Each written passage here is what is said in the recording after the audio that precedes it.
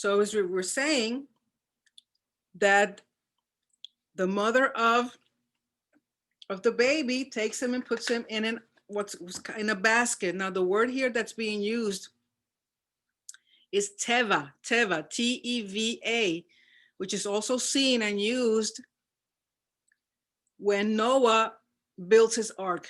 That's the only two times.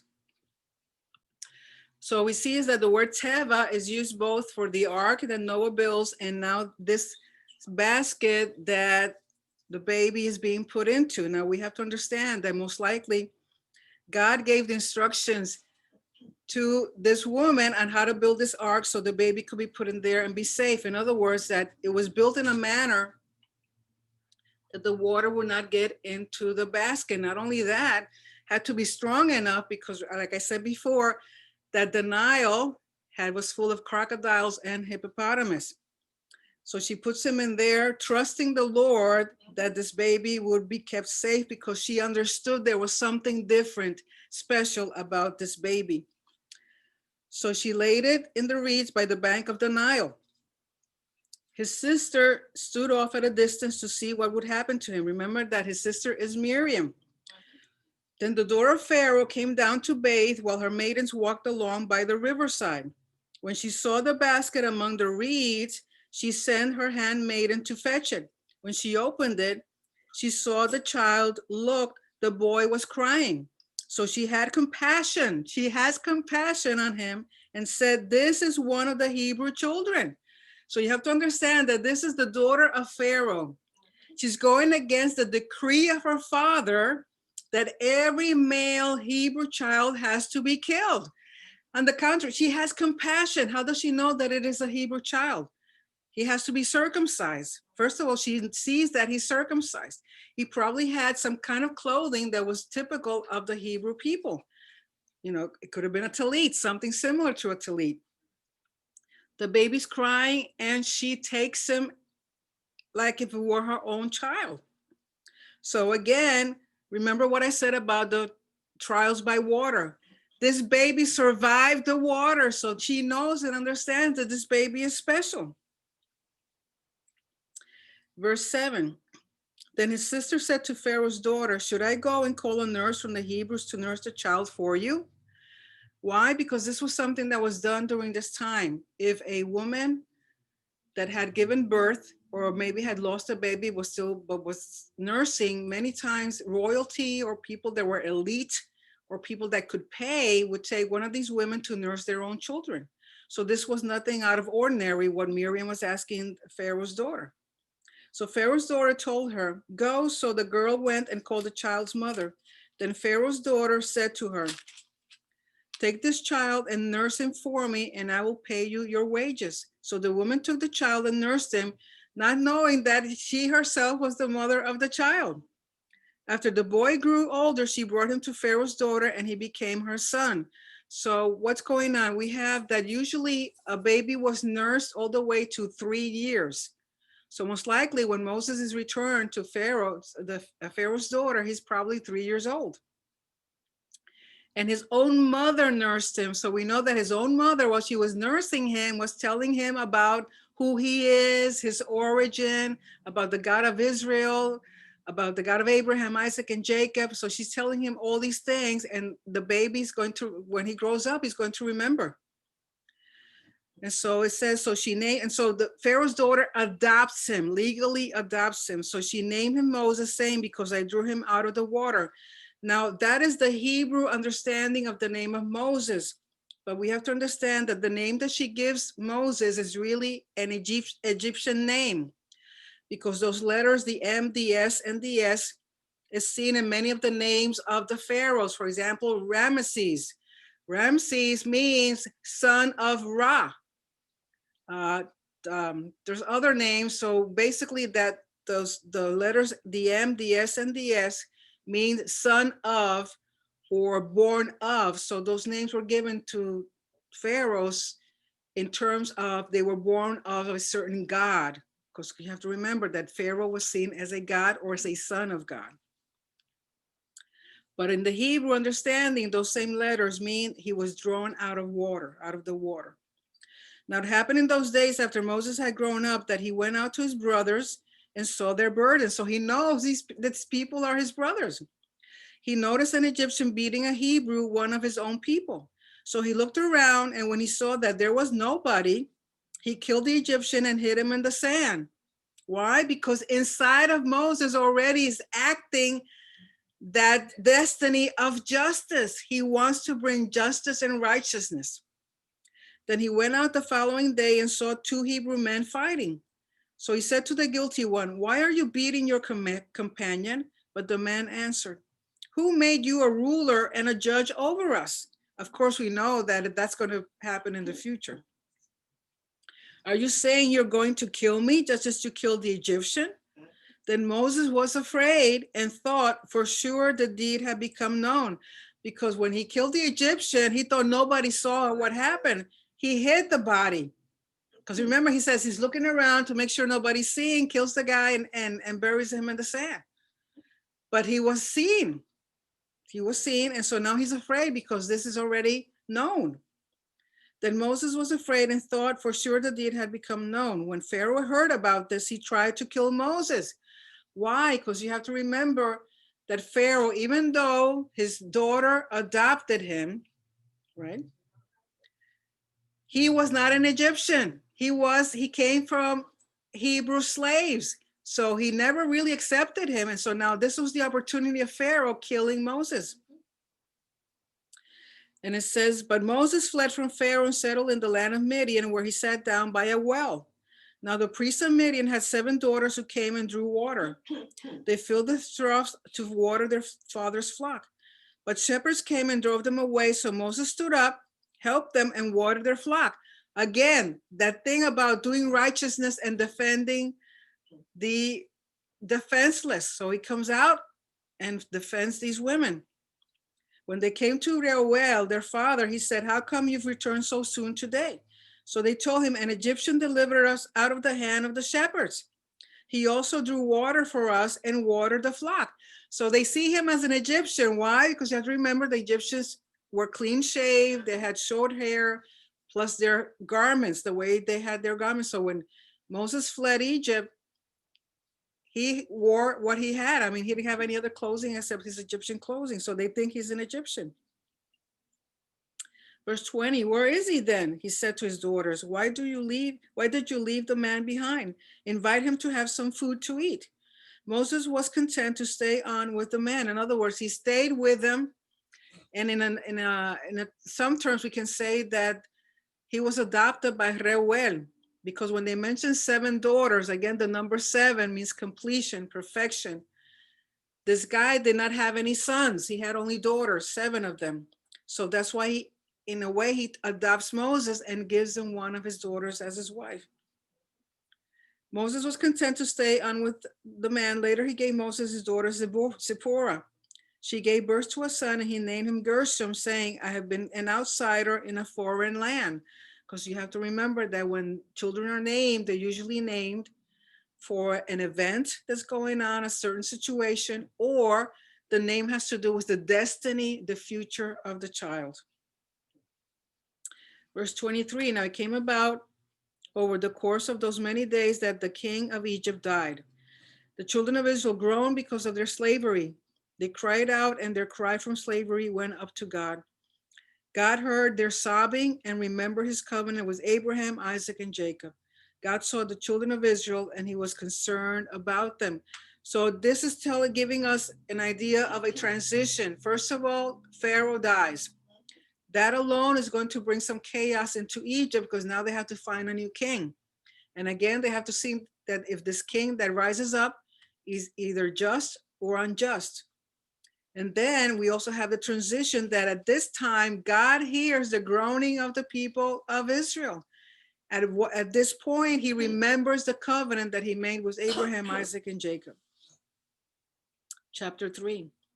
Now Moses was tending the flock of his father-in-law Jethro. Now Jethro has different names through all the history. If you look up, this guy had like 7 different names. And so, but here he first named him Reuel, and now he's named Jethro, but it's the same guy.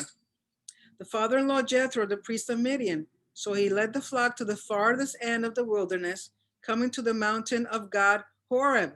So the mountain of God is Mount Sinai, but it's also known as Horeb. It's the same mountain. And why a mountain? Because you have to remember that it was understood that the mountains were a way of reaching the heavens. And so the same way that the mountain reached the heavens, it was the mountain that the gods would come down to earth by coming through a mountain. So in other words, here in this mountain, God is saying he is a God. He's proclaiming his godliness as a God coming down to the earth from the heavens. Then the messenger of Adonai appeared to him in a flame of fire from within a bush. You also have to remember that one of the visible manifestations of God is fire. We see fire here in the bush. We'll see fire at the Mount Sinai. We'll see fire when the tabernacle is raised and they do the offerings. Fire comes down and consumes the offering. So fire is a visible manifestation of the presence of God. So he looked and saw the bush burning with fire, yet it was not consumed. Moses thought, I will go now and see this great sight. Why is the bush not burnt? When Adonai saw that he turned to look, he called to him out of the midst of the bush and said, Moses, Moses. So he answered, Hineni, here I am. Then he said, come no closer. Take your sandals off your feet, for the place where you are standing is holy ground. Now we have to understand that by taking off his sandals, he's understanding that this is sacred space, that this is the space where a divine presence is. So therefore he asks him to take his sandal off. And even now in the Temple Mount, many of the religious Jews, when they go up the Temple Mount, they take their shoes off because they understand that that is sacred ground. Okay, so that is, even when the temple was standing, the Levites and the priests could not wear shoes or sandals. They always had to do their work barefooted. Moreover, verse 6, he said, I am the God of your father, the God of Abraham, Isaac, and Jacob. So Moses hid his face because he was afraid to look at God. Then Adonai said, I have surely seen the affliction of my people who are in Egypt and have heard their cry because of their slave masters, for I know their pains. So I have come down to deliver them out of the hand of the Egyptians, to bring them up out of the land into a good and large land, a land flowing with milk and honey, into the place of the Canaanites, the Hittites, the Amorites, the Perizzites, the Hivites, and the Jebusites. Now behold, the cry of the children of Israel has come to me. Moreover, I have seen the oppression that the Egyptians have inflicted on them. Come now, I will send you to Pharaoh, so that you may bring my people, the children of Israel, out from Egypt. But Moses said to God, who am I that I should go to Pharaoh and bring the children of Israel out of Egypt? Because at this point, you have to understand that Moses had been educated in the best education there could be during this time in Egypt. Egypt was great for medicine, science, military accomplishments, commerce. I mean, they were the best of the best in terms of education. But at this point, he feels that he is no one, that none of all these things that he had in the past is going to help him, that there's no way. He's now a shepherd. And remember that the Egyptians hated the shepherds. But in verse 12, God says, I will surely be with you, so that will be the sign to you that it is I who have sent you. When you have brought the people out of Egypt, you will worship God on this mountain. So he's giving him a sign. He says, I'm going to be with you. And when you come back in this same place, you guys will worship me. But Moses said to God, suppose I go to the children of Israel and say to them, the God of your fathers has sent me to you. And they ask me, what is his name? What should I say to them? Now, why does he ask this question? Because you have to understand that in Egypt, there were many, many, many gods. And many generations have passed, many years have passed. And so the children of Israel are used to all these gods. And a name of a god basically said the function or the actions or the attributes of that God.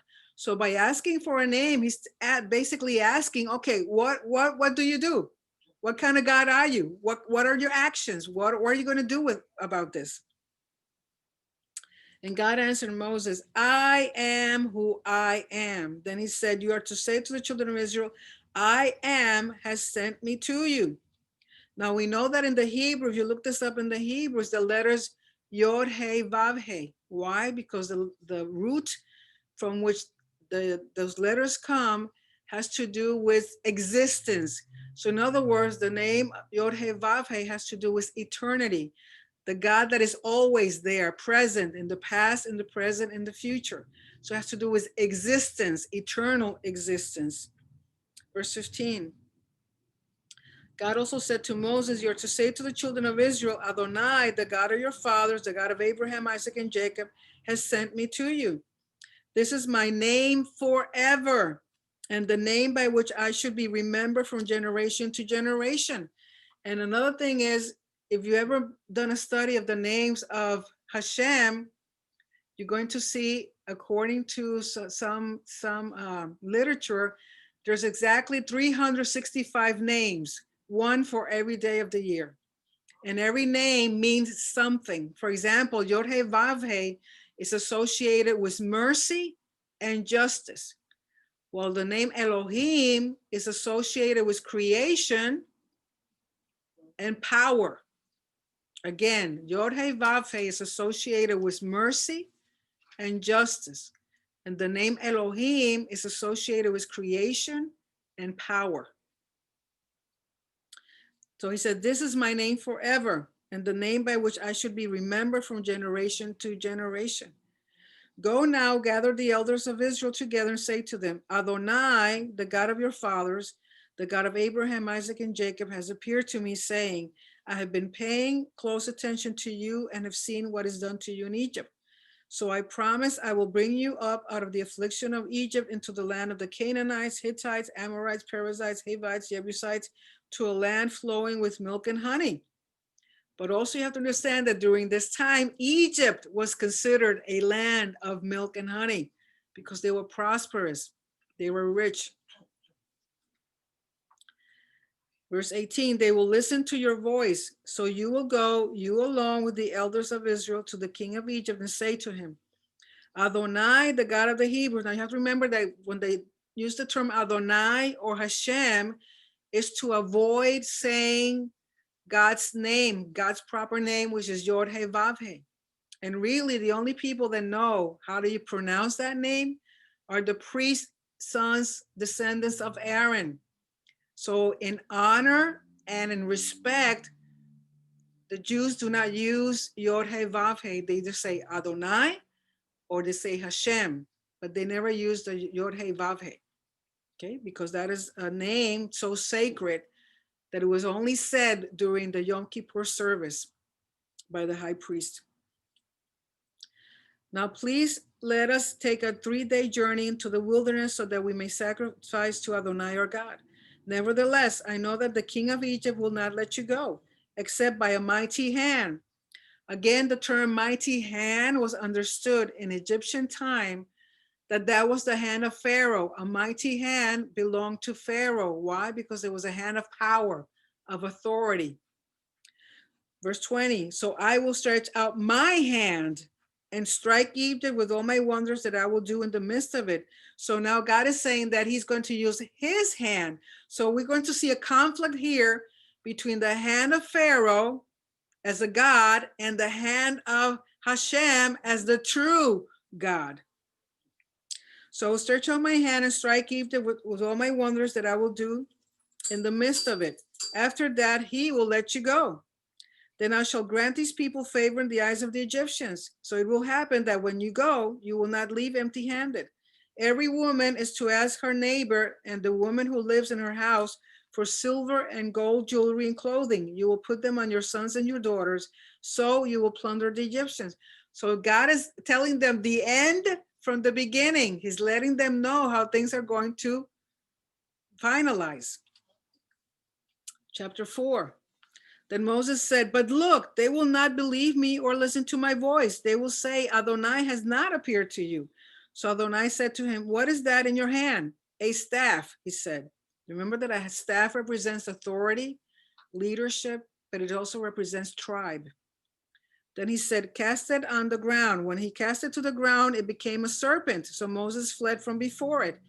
And again, in the Egyptian culture, snakes, serpents were seen as a god. That's why sometimes when you look at pictures of pharaohs, they have this snake on their head, a cobra, because they understood that this cobra was protecting Pharaoh against his enemies. So they saw the serpent as a protective god, as a healing god. So that's why the God of Israel is telling Moses, okay, take a serpent, make take the staff, and it became a serpent. Then Adonai, verse 4, then Adonai said to Moses, stretch out your hand and take it by the tail. Now, if any of you know anything about serpents or snakes, you never take a snake by the tail because it's going to bite you. You're supposed to take it by the head, control it, because that's where everything, that's where the damage is, in the head. You don't never take them by the tail. So what God is telling him is something that is unexpected, is something that nobody does. So what happens? So he put out his hand, laid hold of it, and it became a staff in his hand. So the snake, instead of fighting and biting Moses, it became again a staff. So that the sign was that this is something impossible. You never take a snake by the tail. As for me, I don't take it by the tail, by the head, or by nothing. I see one, I run away. So for me, that's no issue.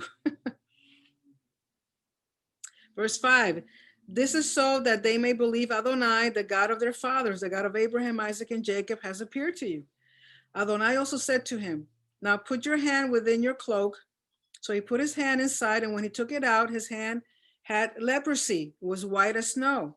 Then he said, put your hand back into your cloak. So he put his hand back in, and when he took it out, it was restored again as the rest of his skin. So what does this mean? Remember that leprosy is seen as something impure, it has to do with impurity. So by putting his hand in and out, it's impure, and then it becomes pure. So it's talking about the process through which they'll be going from impurity to purity. Verse 8, chapter 4. Then he said, if they do not believe you or listen to the voice of the first sign, they will believe the message of the latter sign. But if they do not believe even these two signs, nor listen to your voice, you're to take the water of the river, of course, of the Nile, and pour it on the dry land. The water which you take out of the river will become blood on the ground. You have to remember that the Nile was a god to the Egyptians. They believed that Egypt came out of the Nile. The Nile was a life-giving source.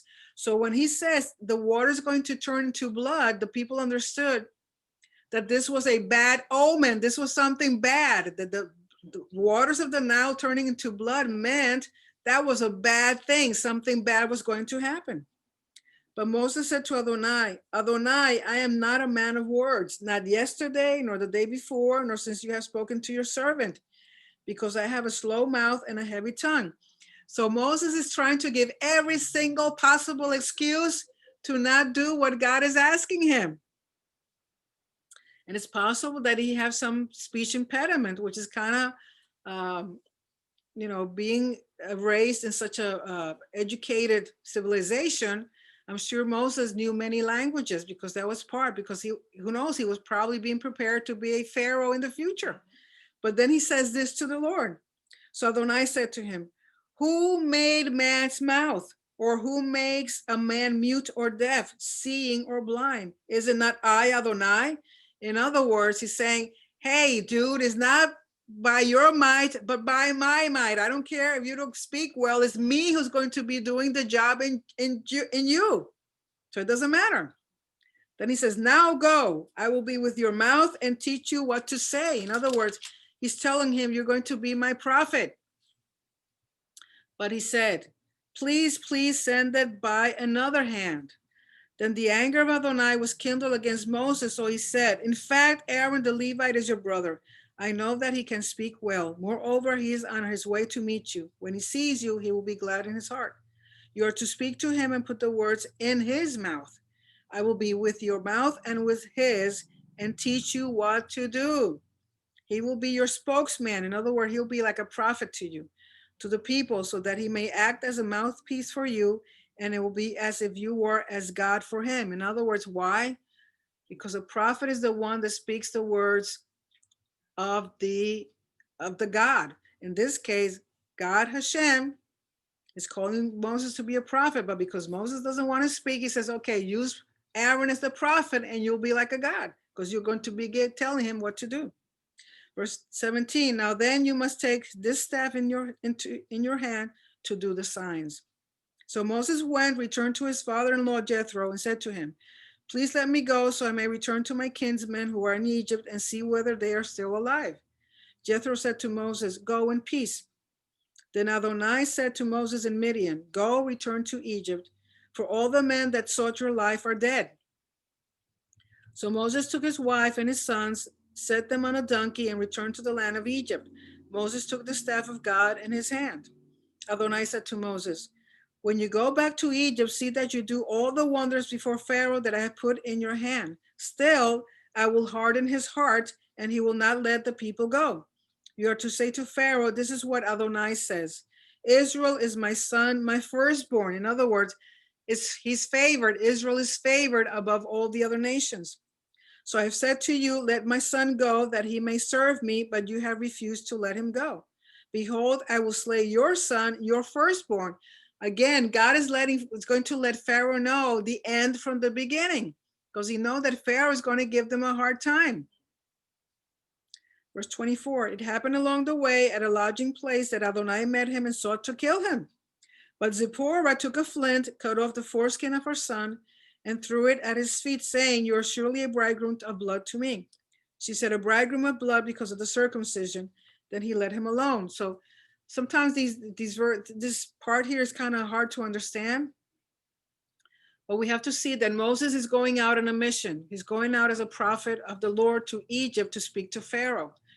But he has not circumcised his own son. So remember that the circumcision has to do with covenant.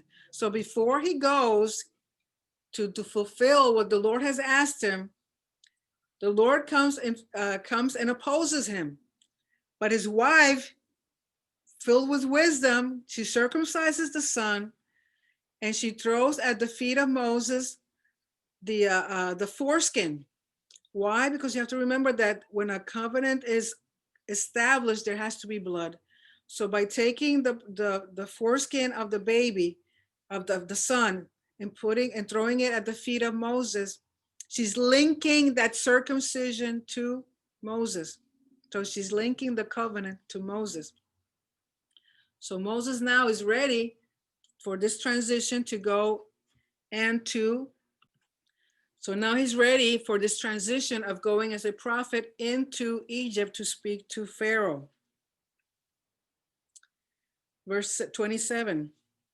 Now Adonai said to Aaron, go into the wilderness to meet Moses. So he went and met him at the mountain of God and kissed him. Then Moses told Aaron all the words of Adonai with which he had been sent, along with all the signs that he had commanded him to do. Then Moses and Aaron went and assembled all the elders of the children of Israel. Aaron spoke all the words that Adonai had spoken to Moses and did the signs in the sight of the people. So the people believed. When they heard that Adonai had remembered the children of Israel and had seen their affliction, they bowed their heads and worshiped. They finally realized that they're going to be liberated. They're going to receive redemption. Okay, so they were happy to know that this was going to happen. Now we have to understand that from this moment until it really happens, almost a year goes by. So this wasn't something that was going to happen overnight. Afterward, chapter 5, afterward, Moses and Aaron went and said to Pharaoh, this is what Adonai, God of Israel, says, let my people go so that they may hold a feast for me in the wilderness. But Pharaoh said, who is Adonai, that I should listen to his voice and let Israel go? I do not know Adonai, and besides, I will not let Israel go. I mean, from the get-go, Pharaoh is stubborn, arrogant, prideful, and he completely ignores the existence of Yod-Heh Vav-Heh. They answered,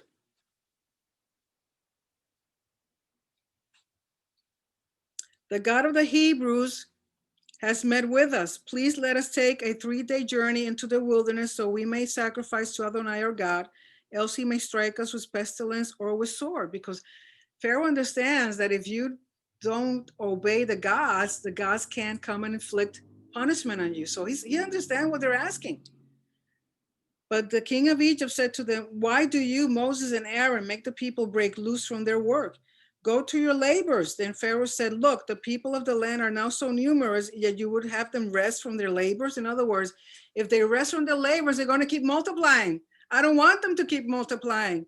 Go back to do what you were doing. Don't ask for this, which is unfair because it was understood in this culture that when his people, servants of Egypt, asked permission to go serve their gods or worship their gods, they were allowed. But yet this Pharaoh could care less of what they're asking. He's so angry and so afraid of the children of Israel that all he wants to do is go completely against them. Anything they ask, anything they do. Then on the same day, Pharaoh commanded, verse 6, then on the same day, Pharaoh commanded the slave masters of the people and their foremen, saying, you are not to give the people any more straw to make bricks as before. Let them go and gather straw for themselves. But impose on them the quota of bricks that they made previously. Don't reduce it, for they are lazy. That's why they cry out, saying, let's go and sacrifice to our God. Let even heavier work be laid upon the men, so that they must labor, paying no attention to deceptive words. In other words, he made the burden even harder, because now they have to go out to find straw. And once they find enough straw, then they have to come and start making the bricks. Can you imagine if they had, their quota, let's say it was 2,000 bricks. By the time they find the straw, they come back and start working. Basically, they won't have time for anything. No time for food, no time for rest, no time to be with family. Basically, they were slowly killing them. Verse 10, then the slave masters of the people went out along with their officers, and they spoke to the people, saying, this is what Pharaoh says, I will not give you straw. Go and get straw for yourselves wherever you can find it, for there will be no reduction of your work. So the people were scattered throughout all the land of Egypt to gather stubble for straw. But the slave masters pressured, saying, fulfill your work, your daily amount, just as when there was straw. Moreover, the foremen of the children of Israel, whom Pharaoh's slave masters had set over them, were beaten and asked, why haven't you met your quota of bricks both yesterday and today like before? The foremen of the children of Israel came and cried out to Pharaoh, saying, why do you deal this way with your servants? No straw is given to your servants, yet they say to us, make bricks. And look, your servants are beaten, but it is your own people at fault. But he said, lazy, you're lazy. That's why you were saying, let us go and sacrifice to Adonai. So go now and work. No straw will be given to you, but you must deliver the quota of bricks. In other words, absolute injustice, no mercy, no compassion. This guy was evil. So the foreman of the children of Israel saw that they were in trouble when they were told, you are not to reduce the number of bricks from day to day. Then they made Moses and Aaron, who were waiting for them as they came from Pharaoh. So they said to them, may Adonai look on you and judge, because you have made a stench in the eyes of Pharaoh and in the eyes of his servants, putting a sword in their hand to kill us. So the people come and complain to Moses and Aaron, because they're saying it's your fault, and now we're even have more hard work to do. So Moses returned to Adonai and said, now Moses comes and complains to Adonai. Adonai, why have you brought evil on these people? Is this why you sent me? Ever since I came to Pharaoh to speak in your name, he has brought evil on these people. You have not delivered your people at all. So Moses thought this was going to be an overnight thing. I go to Pharaoh, he lets the people go, we do our thing, and everybody will be happy. But no, that's not going to happen. Because now the people are complaining against Moses and Aaron, and now Moses is complaining to the Lord. But this is what the Lord says, chapter 6, verse 1. Adonai said to Moses, now you will see what I am going to do to Pharaoh.